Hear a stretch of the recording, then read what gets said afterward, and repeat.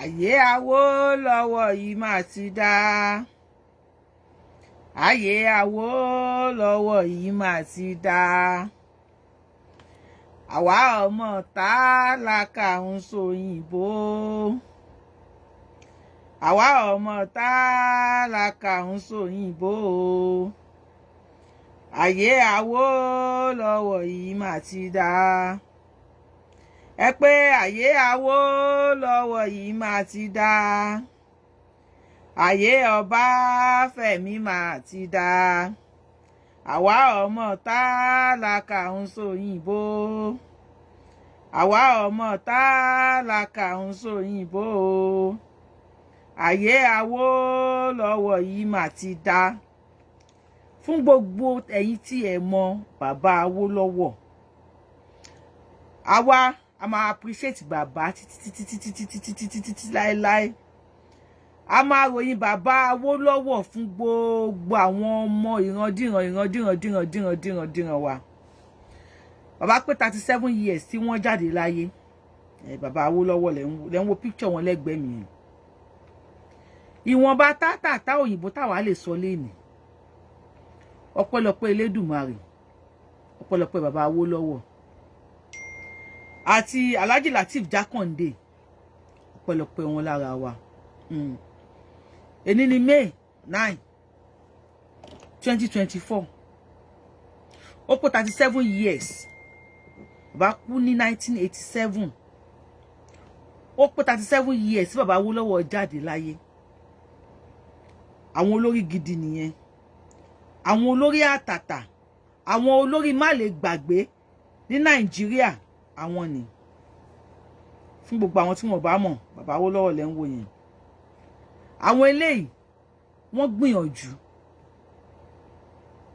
Bí ẹni pé Nàìjíríà náà kọ́ làwọn bàbá Awólọ́wọ̀ wà tẹ́lẹ̀tẹ́lẹ̀. Nígbà tí ọ̀rọ̀ owó epo, owó gbá owó àwo tí ò tí máa rẹ́ ni o. Àwọn bàbá Awólọ́wọ̀ wọ́n fi owó kòkó, wọ́n fi ṣe free education fún wa. Free education, Awólọ́wọ̀ ló lè ṣe. Free education, Awólọ́wọ̀ ló lè ṣe. Ẹ̀yin ọmọ ọ̀sìn gbádùn àwọn bàbá Awólọ́wọ̀. Àwa àjọlá ìjọba ní Nàìjíríà. Ẹ dákun, àwọn owó tán wá ń sìn, kí ni àwọn ìjọba ti sìn, kí ni wọ́n fi owó yẹn ṣe?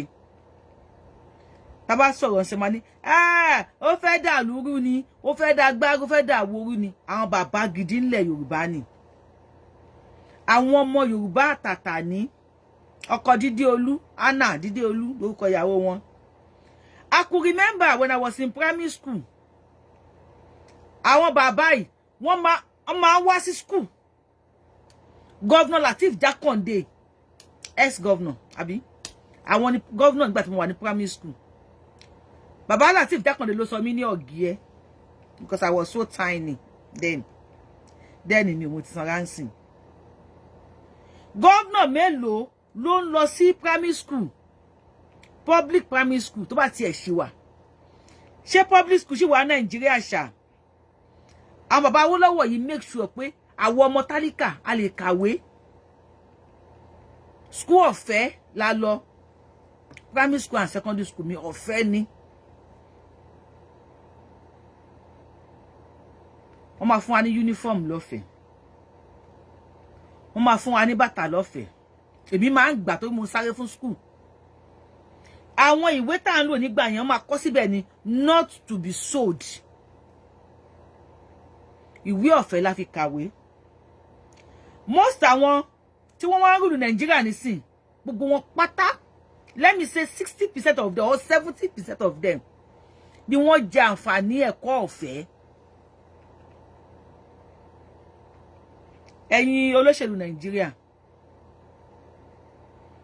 tẹ́ ẹ bá lọ tán kí la máa sọ nípa yín. Ojú ayé yín gan anybody ò sọ dáadáa nípa yín. Tẹ́ bá wá lọ tán kí láyé máa sọ nípa yín. Àwọn bàbá Awólọ́wọ̀ ni. Àwọn tèmi gbà gẹ́gẹ́ bí prophet ni. Àwọn ànábì tèmi gbàgbọ́ ni. Because ẹni tó bá ti jẹ́ kébi pààyàn, ó ní olùgbàlà ẹni. Ẹni tó bá dúró tìyàn nígbà ìṣòro, òun lolùgbàlà ẹni. Ẹni tó bá dúró pé kílùú dẹ̀rùn, fún nígbà ìṣòro òun lolùgbàlẹ̀ ẹni àgàgẹ́ tó bá dúró fún àwa ọmọ tálíkà bí ò sí Awólọ́wọ̀ ni bóyá oko ẹ̀gẹ́ ní ìbá wà tàbí kí n wà ní oko gbúre mi jẹ́ kí n sọmọ Ẹ̀gbá náà àwọn bàbá Awólọ́wọ̀ yìí àwọn láárí nígbà tí ò sẹ́nì kankan àwọn ni wọ́n mọ́dínárì owó kòkó ẹni tẹ́ ń kí mi mo kí ẹ káàárọ̀ ẹ káàsán ẹ káalẹ́ according to the time àwọn bàbá Awólọ́wọ̀ yìí ni wọ́n mọ́dínà owó kòkó obì iṣẹ́ àgbẹ̀ àwọn bàbá Awólọ́wọ̀ yìí màálù tẹ̀ ń jẹ ń sìn ọmọ màálù lẹ̀ ń jẹ màálù tẹ̀ ń jẹ nísìn ọmọ màálù òun lẹ̀ ń jẹ àwọn bàbá Awólọ́wọ̀ yìí ni wọ́n mú owó kòkó ni wọ́n fi kọ́ Cocoa House nìbàdàn ara owó kòkó làwọn bàbá Awólọ́wọ̀ yìí mú tí wọ́n fi kọ́ Western House tó wà ní UK Western House ni kó tó di pé pàtó ń dà wá pọ̀ because àwọn bàbá Awólọ́wọ̀ yìí wọ́n try o 1957 to 1960 tí wọ́n gba independence àwọn báyìí try owó kòkó owó àgbẹ̀ nǹkan ọ̀gbìn ni wọ́n fi kọ́ ilé tó ga jù tó wà ní ilé Nigeria House tó wà ní UK Nigeria House kọ́ nígbà yẹn Western House làwọn bàbá Awólọ́wọ̀ sọ because àwa ní Western region ilẹ̀ wa ni wọ́n ti rí owó tí wọ́n fi kọ́lé yẹn nígbà yẹn àgbà tán yí bírí tán yí bàrà tán sọ di Nigeria House àtàn ti má jí wa papọ̀ kò sí wàhálà bàbá Awólọ́wọ̀ ń táwọn ṣe là ń ròyìn yẹn ẹ̀yin olóṣèlú Nàìjíríà kí la máa ròyìn nípa tiyín kí la máa sọ sọ̀rọ̀ tiyín kí ni tẹ́ gbáyé ṣe kí ni ìgbáyé gbádùn tá jẹ lára yín kí ni ìwúlò tá jẹ lára yín bàbá Awólọ́wọ̀ ló sọ pé kàkà ká dọ̀bálẹ̀ fún Gàmbàrí ká kúkú bínú kú àwọn eléyìí ló gbogbo agbára wọn gbogbo ìmọ̀ àti òye tí wọ́n ní láti fi defend ilẹ̀ Yorùbá láti máa kí Yorùbá dàbí àkísà ẹlẹ́gbin torí wọ́n lérò wípé àwọn pípù yìí tá bá bá wọn ṣe a máa jọ wà ní àwọn ọpọlọ tí wọ́n ní tí wọ́n lè sọ fún wa pé amalgamation tí wọ́n join papọ̀ 1914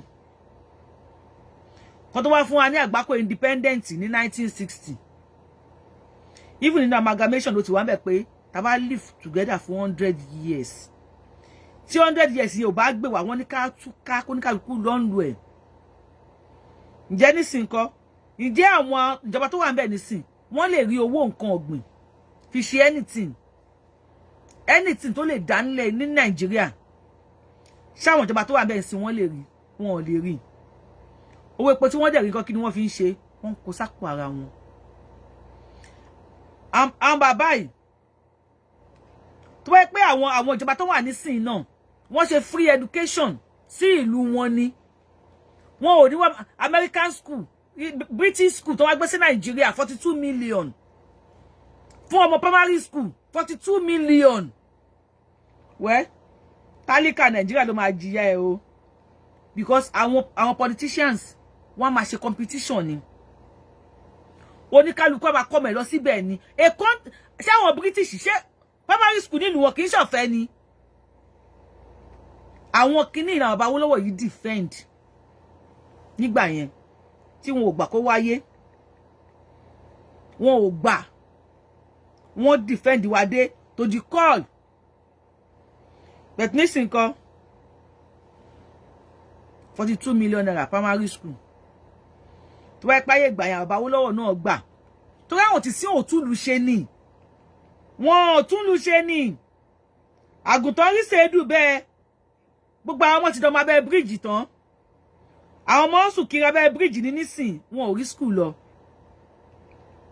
ayé àwọn Awólọ́wọ̀ tó bá ti jáde secondary school tó try tó ka secondary school ẹ̀ tó ka jáde tó mẹ́sàlẹ̀ university bàbá vice president Ọ̀ṣínbàjò àwọn náà sọ náà wọn náà ń fún ní car wọ́n á fún wọn ní mọ́tò 504 505 nígbà yẹn scholarship tí ń dúró dè ìwọ tó bá mọ̀wé tó bá kọjú síwé mo kí yín good afternoon good morning good according to the time tó bá kọjú síwé ẹ scholarship ń dúró dè ẹ most àwọn tó tẹ̀ ń wò sí gbogbo náà gba scholarship bẹ̀lẹ́ ní nǹkan àwọn wọ́n fìyà jẹ wá àwọn ni wọ́n fìyà jẹ wá àwọn náà ṣe bó lọ ìyá mi fún wa àwọn ni wọ́n kà mọ́ wọn sí school 42 million tí ọmọ tálíkà wọn fẹsẹ̀ gbálẹ̀ káàkiri àdúgbò àmọ́ wọ́n rí wa bẹ́ẹ̀ ni o íńtánẹ́ẹ̀tì ó pọ̀ ní tó fi ba iye oníkálukú jẹ́ many of youth now they are unserious fellow wọ́n wà lórí TikTok ibi tó ti ń ṣèdí bàlàbàlà ṣèdí bòlòbòlò tó ti ń jùdí well Nigeria I won't blame Nigerians o Nigerian government I will not blame them many times man sọ fún yín pé Nigerian government ó sure fún wọn wípé many of them kò ní wọná you know why only in Nigeria ní àwọn kan máa ṣe kí ló máa ń ṣe náà bíbí Naija bí kí ló máa ń ṣe they will be sleeping and Nigerians will use their money to buy data láti òun ò ní sùn lálẹ́ Nigeria will stay awake watching those people that are sleeping no be juju be that na juju for Nigerians to use their data to buy their money to buy data watching those that are sleeping and they will be awake they will have sleepless nights to watch those people that are sleeping bí àwọn ti kó ọpọlọ àwọn ọmọ tó wà nísìn bí wọ́n ti kó ọpọlọ wọn lọ ni thank you Baba Awolowo of the blessed memory thank you Baba Jakande of the blessed memory àwa jẹ nínú ọlá yín a lè bá wọn bú yín àwọn olóṣèlú ti sìn mo ń wo táwọn ọmọ ti sìn máa sọ nípa yín will they be proud of you èyí olóṣèlú tẹ́ wà nísìn will they be proud will àwọn you to see will they be proud of èyí olóṣèlú tẹ́ wà nísìn ẹ sọ̀rọ̀ náà torí ẹ ń wò mí o ṣùgbọ́n ẹ̀rù ò ní jẹ́ kẹ́ lè sọ̀rọ̀ ayé ìgbà tí Nàìjíríà dá ni ayé ìgbà tí bàbá mi Ọlọ́run bá ń fọrun kẹ́ bá ń pa gbogbo wọn pọ̀ kẹ́ bàbá mi máa ní mi ò jẹ sandini ìyàwó sandini méjì ló wà ń gbà yẹn ọkọ àtọkọtaya ìyàwó máa ń gbé ìyàwó gbàgbé sórí ọkọ yẹn ṣe bákan bákan ayé àwọn bàbá Awólọ́wọ̀ yìí many Nigerians wọn ò lè dín ẹyin jẹ láì fi sandini sí ayé àwọn bàbá Awólọ́wọ̀ singer machine swing machine singer kí lorúkọ ẹ̀ swing machine product singer lóríṣiríṣi fridge freezer àwọn òyìnbó tó ń wá sí Nàìjíríà láyé àwọn bàbá Awólọ́wọ̀ wọ́n máa ń kó product wọn wá fún wa pé ẹ wá rà ní installment ni yes installment tó máa ta fáwọn èèyàn nígbà yẹn wọ́n máa sanwó díẹ̀díẹ̀ ayé àwọn bàbá Awólọ́wọ̀ ni ayé àwọn bàbá Awólọ́wọ̀ ní ọmọ Nàìjíríà máa dé airport tí àwọn òyìnbó máa wò yín bí ẹni pé Ọlọ́run wo ló dé yìí yes because wọ́n mọ̀ pa alọ́pọlọ adẹ̀gbọ́n ayé àwọn bàbá Awólọ́wọ̀ láìmọye ọkọ àtìyàwó tẹ́ bá bímọ sí hospital tẹ́ bá bí ìbejì ó ní tẹ́ máa gbà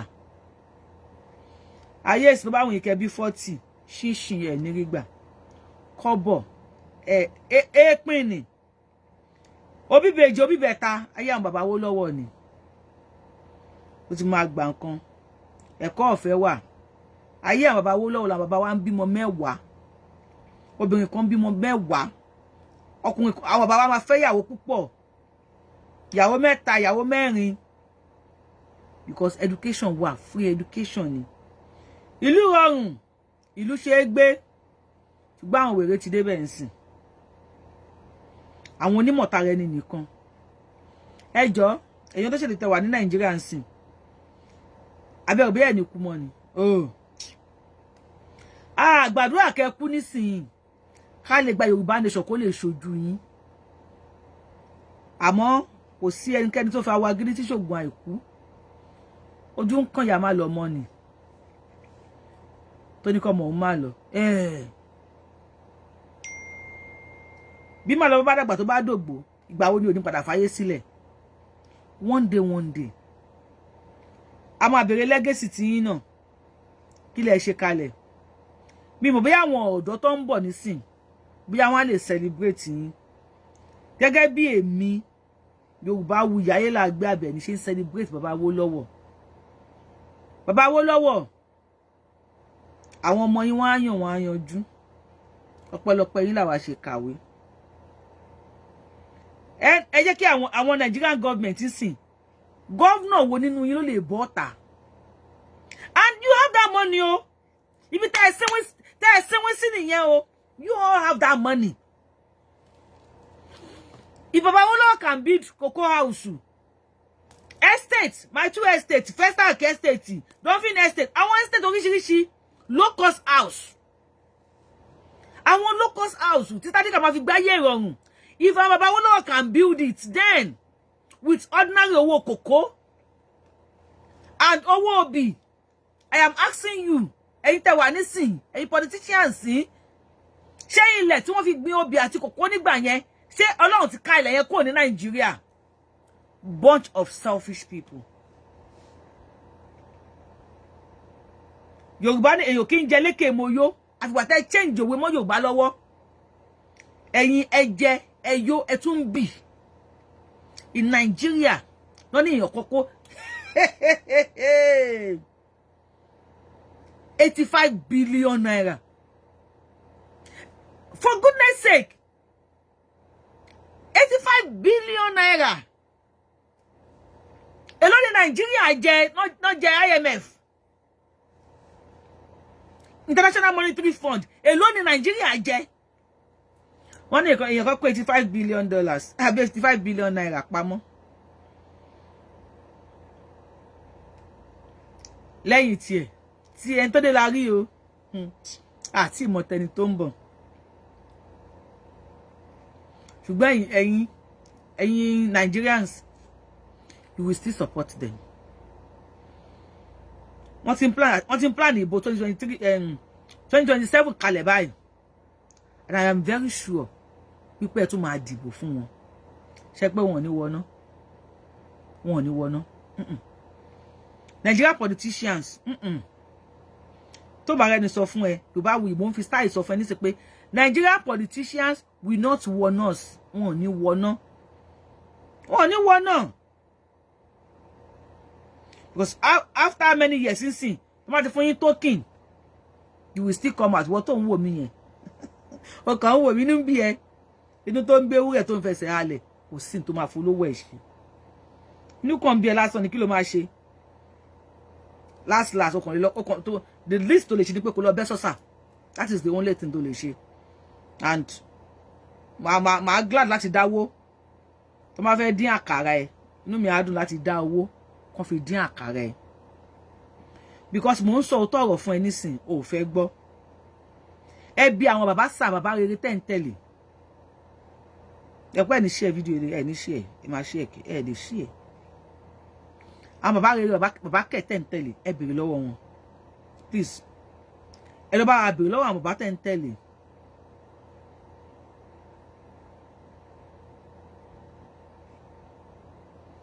ẹ bí wọn pé school làwọn ọmọ wọn lọ in a country tẹ́ ń pariwo pé ebi ń pa yín o kò sọ oúnjẹ nílùú o ibẹ̀ làwọn senator ti ń ra 160 million naira mọ́tò wọ́n lọ ra bulletproof why tán ra bulletproof mọ́tò bàbá Awólọ́wọ̀ kò kí ń ṣe bulletproof àwọn bàbá Awólọ́wọ̀ public school lájọ lọ Jákàndé was the governor of Lagos State then public school làwọn ọmọ Jákàndé lọ àjọ lọ public school ni but Minister of Education Nigeria ebe ko bo làwọn ẹ̀sìn lọ sí school ìlú òyìnbó well I will not blame them o when a president will be on the seat Kí ló ṣẹlẹ̀? I like you too.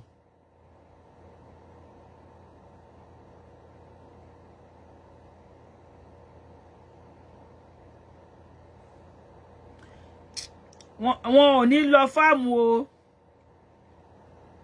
Kí lorúkọ ẹ̀? Minister of Education of Nigeria. Ọmọ ẹ̀ ń kàwé nílùú òyìnbó. Minister of Agriculture. Kò mọ iye tí wọ́n ta báàgì ráìsì. No be juju be that.